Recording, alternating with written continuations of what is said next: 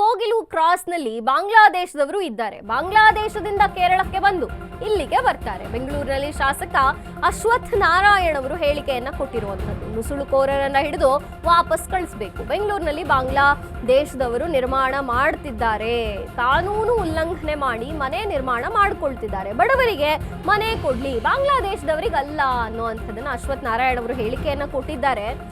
ಯಾರೋ ನುಸುಳುಕೋರರು ಬಾಂಗ್ಲಾದೇಶದಿಂದ ಬಂದು ಇಲ್ಲಿ ಇದ್ದು ಬಿಡ್ತಾರೆ, ಅಂಥವ್ರಿಗೆಲ್ಲ ಇವರು ಮನೆಗಳನ್ನು ಕೊಟ್ಕೊಂಡು ಕೂಡ್ತಿದ್ದಾರೆ, ಕಾನೂನು ಉಲ್ಲಂಘನೆ ಮಾಡಿದ್ದಾರೆ, ಬಡವರಿಗೆ ಮನೆ ಕೊಡ್ಲಿರಿ, ಬಾಂಗ್ಲಾದೇಶದಿಂದ ಬಂದಂಥ ವಲಸಿಗರಿಗೆ ಯಾಕೆ ಅನ್ನುವಂಥದ್ದನ್ನ ಅಶ್ವಥ್ ನಾರಾಯಣ್ ಅವರು ಈಗ ಮಾತನಾಡಿರುವಂಥದ್ದು, ಹೇಳಿಕೆಯನ್ನ ಕೊಟ್ಟಿರುವಂಥದ್ದು.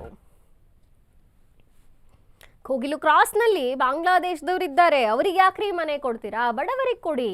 ಬಾಂಗ್ಲಾದೇಶದಿಂದ ಕೇರಳಕ್ಕೆ ಬರ್ತಾರೆ, ಕೇರಳದಿಂದ ಇಲ್ಲಿಗೆ ಬರ್ತಾರೆ, ಅಂಥವ್ರಿಗೆಲ್ಲ ನೀವು ಮನೆ ಕೊಡ್ತೀರಾ. ಬೆಂಗಳೂರಿನಲ್ಲಿ ಶಾಸಕ ಅಶ್ವಥ್ ನಾರಾಯಣ್ ಅವರು ಹೇಳಿಕೆಯನ್ನ ಕೊಟ್ಟಿರೋ ಅಂಥದ್ದು. ಮತ್ತೆ ಇಲ್ಲಿ ವಿರೋಧ ಪಕ್ಷದವರು ನುಸುಳುಕೋರರನ್ನ ಹಿಡಿದು ವಾಪಸ್ ಕಳಿಸ್ಬೇಕು, ಕನ್ನಡಿಗರಿಗೆ ನ್ಯಾಯ ಸಿಗ್ತಾನೆ ಇಲ್ಲ ಅಂತ ಹೇಳ್ತಾನೆ ಇದ್ದಾರೆ. ಬೆಂಗಳೂರಿನಲ್ಲಿ ಬಾಂಗ್ಲಾದೇಶದವರು ಬಂದು ನಿರ್ಮಾಣ ಮಾಡ್ಕೊಳ್ತಿದ್ದಾರೆ, ಕನ್ನಡಿಗರಿಗೆ ಇಲ್ಲಿ ಜಾಗ ಇಲ್ಲ, ಕಾನೂನು ಉಲ್ಲಂಘನೆ ಮಾಡಿ ಮನೆ ನಿರ್ಮಾಣ ಮಾಡ್ತಿದ್ದಾರೆ ಅಂತ ಅವರು ಹೇಳಿದ್ದಾರೆ.